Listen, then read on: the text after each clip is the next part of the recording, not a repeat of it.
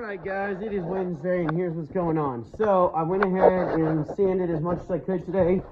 There are parent-teacher conferences and my youngest is a year and a half. I have no help. My babysitter is making me pick her up at noon. So I sanded all of this railing all the way down. Alright. So this is nice and smooth. You can run your hand on it. I'm going to go back and round over the edges. Won't take very long. And then this I had done yesterday out here. I touched up where I needed to poke some screws down. And then over here in Sapland, this is what happens in about 3 feet with my sandpaper. And that's where the majority of it went. But as you can see, there is no sap. We'll see tomorrow what comes and if it brings any more sap or not. But anyway, all of this is sanded all the way down around here. And I got to right here.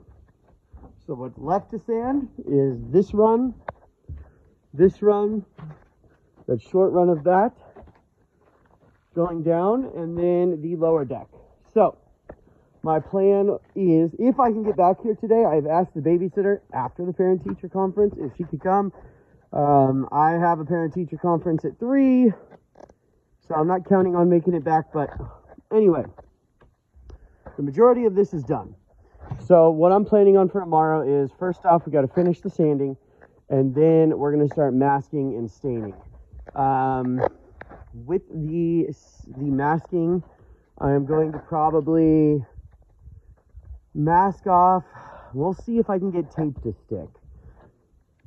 I'm gonna have to grab a bunch of drops. I'm not sure what I'm gonna do here yet. I'll probably run plastic and drop cloths, because if I run plastic without drop cloths, which is a possibility, then any overspray is gonna leave a hard line where the plastic is. So I would have to run drop cloths and then plastic to the drop cloth, and that would block this side. My main focus is going to be getting this side completed, because the rest of it's going to dry a lot quicker. So my original thought process is drop off from here to back there and see if I can't get this section of railing and this section of deck done by the end of the day. That would leave me Friday to finish everything, and if I had to come back on Monday, I would be out here, leaving that able to dry over the weekend. Should something go wrong and I'm behind schedule on that, I would be able to at least get this covered portion done with the railing by the weekend.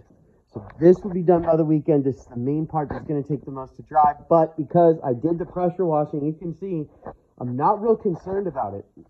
This has come so clean. I was afraid it was all going to look like that, in which case it's not going to soak and stain very well.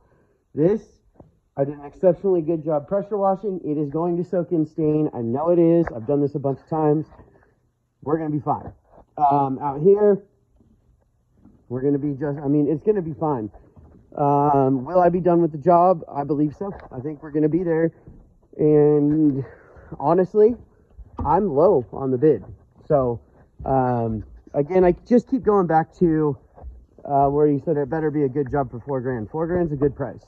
I stand by that. It's not I'm not making good money on this. I'm making enough, but I'm competing with prices where I way underbid when the market was cheaper. So the original job that I did was already underbid at that market price, and then coming to this market price, things have gone up from there. So this, I would expect to pay at least $4,000 to $5,000 for this deck in the future, to be done this way. However, you could probably get away with doing the railing again right now, and then just maintaining the horizontal part of the exposed decks.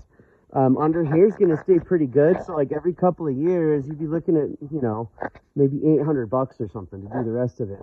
And just leave the railing alone, pressure wash out there, give it another coat of stain. Even if you wanted to do the entire deck, but you're just doing the top cap and the deck boards, the railing on this is the main thing. And where the problem is going to be is this board that's against the paint. because of the characteristics of stain, you either mask off the whole thing with paper, and then it can still leak through the paper, and then it can peel paint when you're pulling it off. So you pretty much expect to repaint that every time just for this one little edge. Or, I mean, that's the main thing, is I'm either going to mask that and then take my chances, or I'm not going to mask it and then I'll have to go back with lacquer thinner and clean it. There's a little bit of a process there. When paint meets stain, it's a little bit more of an issue. So that's really where the cost comes from, and it's a high deck back there. You need tall ladders to get up there. You got to be laddering up to the outside to spray it. You know, we don't do a half job where we reach around from the inside and spray it. We go from the outside. We hit all the boards, make sure it's all good. So the square footage of deck, you know, I would expect that this is still a little bit on the light side for future reference. If you want this quality job, you know, if you want to skip the sanding, skip setting nails, that's 2 days worth of work almost in itself. Just setting the nails takes quite a bit of time. And then sanding the top cap, I've got about 4 to 5 hours probably by the time it's all said and done, maybe 5.5. So I mean, there's some hours put into that to make it nice, and those are things you don't have to do if you're not real worried about it, but they're things that I choose to do because I think it really just it's the right way to do it. I think it's nice to have a top cap that's sanded down, and when you maintain it, it takes a lot less time than if you let it ridge out on you, and then you have to deal with it from there. So anyway, that's where we're at today, and then of course we're going to let it dry as long as possible, and whether I'm done with the job or not, I'll come back on that Friday and restack all the wood and all that stuff, get the final touches done. Also, we're going to see how these take stain, but I would assume that I would at least go up here and probably include the beam as well, just to keep everything uniform, and then the ceiling being something different that we're not going to touch. But we're just going to kind of take it a step at a time. I'll be back as soon as I can, and we'll keep rolling on it, but hopefully you're liking what you see. Hopefully you're encouraged by the progress. And I am also going to try to do the spray faster than I anticipated. I'm not going to take my time with everything, but I do want to mask off this.